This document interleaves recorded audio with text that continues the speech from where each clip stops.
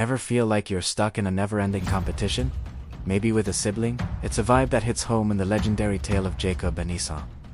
These weren't just any brothers, they were twins whose rivalry kicked off even before they made their grand entrance into the world. Two nations, one womb soon's while, right? This tale is packed with family drama, deception, and the power of forgiveness. Buckle up for this epic story shaped by prophecy. Rebekah felt the twins moving so much that she cried out to God, asking, "Why?" God replied, "Two nations are in your womb, one will be stronger, and the older will serve the younger." This wasn't just about two boys, it was a big plan for the future of nations. Esau, the firstborn, came out all red and hairy, like a true outdoorsman and a skilled hunter, definitely his dad Isaac's favorite. Then there's Jacob, holding onto Esau's heel, which is what his name means. Jacob was more of a homebody, hanging out in the tents, and you guessed it, he was his mom, Rebekah's favorite. Parental favoritism created a lifetime of tension. The family split, each parent backing their favorite son. The first big clash wasn't a brawl but a desperate, crafty moment that changed everything. One day, Esau returned from the hunt, exhausted and famished. He saw Jacob cooking a pot of red lentil stew and begged, "Quick, let me have some of that red stew. I'm about to die." Jacob, ever the opportunist, saw his chance. He replied, "First, sell me your birthright." Now, the birthright was a huge deal in their culture. It entitled the firstborn son to a double portion of the family inheritance and the position of family leadership. For Esau, in that moment of intense hunger, the future seemed less important than the present. He famously said, "Look, I am about to die. What good is the birthright to me?" And just like that, for a simple bowl of stew, Esau swore an oath and sold his birthright to Jacob. This act might seem trivial, but it was the first domino to fall in a long line of events, revealing Esau's short-sightedness and Jacob's calculated ambition. Years later, the second, and arguably more dramatic, act of deception unfolded. Isaac was old, his eyesight failing, and he knew his time was near. He called for Esau, his favorite son, to go out and hunt some wild game and prepare his favorite meal. After the meal, Isaac intended to give Esau his official blessing, a spoken pronouncement that was considered a legally and spiritually binding transfer of authority and divine favor. It was an even greater prize than the birthright.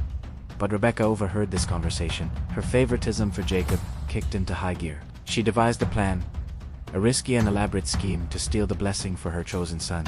She told Jacob, "Go and get the choice young goats, so I can prepare some tasty food for your father, just the way he likes it. Then take it to your father to eat, so that he may give you his blessing before he dies." Jacob was hesitant, not out of moral objection, but out of fear of getting caught. He pointed out, "But my brother Esau is a hairy man while I have smooth skin. What if my father touches me? I would appear to be tricking him, and would bring down a curse on myself, rather than a blessing." Rebekah was determined. "My son," she said, "let the curse fall on me. Just do what I say." So, the deception was set in motion. Rebekah cooked the meal, and then she took Esau's best clothes and put them on Jacob. She covered his smooth hands and the back of his neck with the goatskins to mimic Esau's hair. Jacob, now disguised as his brother, went into his blind father's tent, carrying the food. The conversation that followed is heartbreaking. "My father," Jacob said. Isaac replied, "Yes, my son." "Who is it?" Jacob lied directly. "I am Esau, your firstborn. I have done as you told me. Please sit up and eat some of my game, so that you may give me your blessing." Isaac was suspicious. "How did you find it so quickly, my son?" Jacob's response was a mix of deceit and invoking God's name, saying, "The Lord your God gave me success." Still uncertain, Isaac asked him to come closer. He touched him and said, "The voice is the voice of Jacob, but the hands are the hands of Esau." He didn't recognize him because the goatskins felt like his brother's hairy hands. So he asked him one more time, point blank, "Are you really my son Esau?" And Jacob replied, "I am convinced, or perhaps choosing to be convinced." Isaac ate the meal.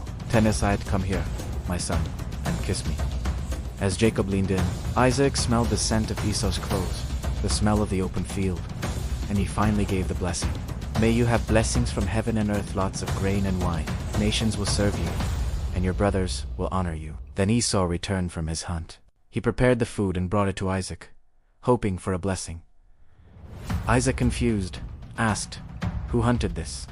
"I just ate," Esau cried out, realizing he'd been cheated again. "Bless me," too, Dad," Esau cried. But Isaac had already given Jacob everything.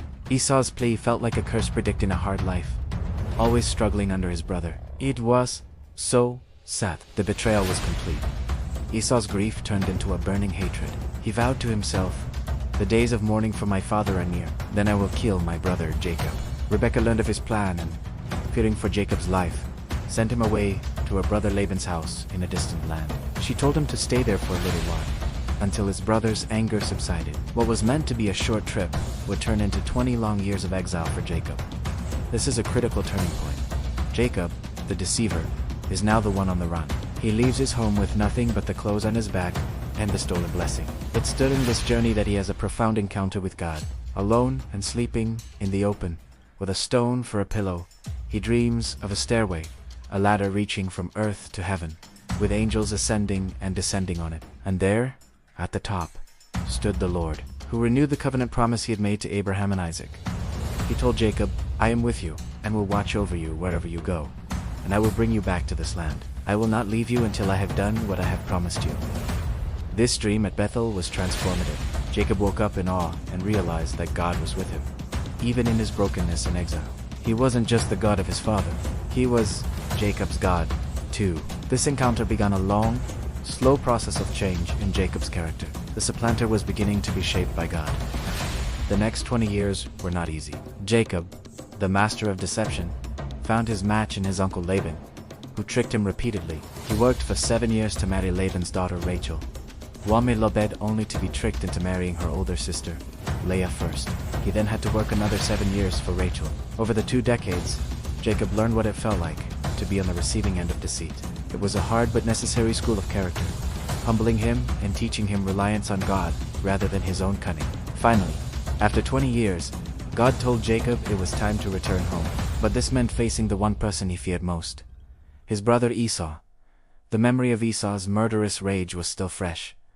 Jacob was terrified. He sent messengers ahead with lavish gifts, hoping to appease his brother's anger. But then the messengers returned with terrifying news. "Esau is coming to meet you, and he has 400 men with him." This was it, the moment of reckoning. That night, Jacob was overcome with fear. He divided his family in flocks into 2 groups, thinking that if Esau attacked one, the other might escape. Then, he prayed one of the most honest and humble prayers in the Bible. "O God of my father Abraham, God of my father Isaac, I am unworthy of all the kindness and faithfulness you have shown your servant. I had only my staff when I crossed this Jordan, but now I have become 2 camps. Save me, I pray, from the hand of my brother Esau." That same night, a mysterious event took place. Jacob sent his family across the Jabbok River and remained behind, alone. And a man came and wrestled with him until daybreak. We do not know who this man was for. Sharamni scholars believe it was a pre-incarnate appearance of Christ, or an angel of God. They wrestled all night, and when the man saw he could not overpower Jacob, he touched the socket of Jacob's hip, wrenching it out of place. Yet, Jacob refused to let go. As dawn approached, the man said, "Let me go, for it is day." But Jacob, desperate and clinging on, replied, "I will not let you go unless you bless me." It was a profound reversal. The man who stole a blessing through deception was now clinging to God, refusing to let go until he received a true blessing. The man asked him, "What is your name?" He said, "Jacob." Then the man declared, "Your name will no longer be Jacob, but Israel, because you have struggled with God and with humans, and have overcome." Jacob left that encounter with a new name, a new identity, and a permanent limp. The limp was a physical reminder of his struggle and his complete dependence on God. He was no longer just Jacob the deceiver. He was Israel, he who struggles with God. He was broken, humble, and ready to meet his brother, not with cunning, but with humility. The next morning, Jacob saw Esau and his 400 men approaching. He bowed down to the ground 7 times as he approached his brother. Jacob put aside his pride and showed some real respect. Out of nowhere, Esau ran to him, wrapped him in a tight hug, and they both let the tears flow. Years of bitterness just melted away. Forgiveness really can heal, don't you think?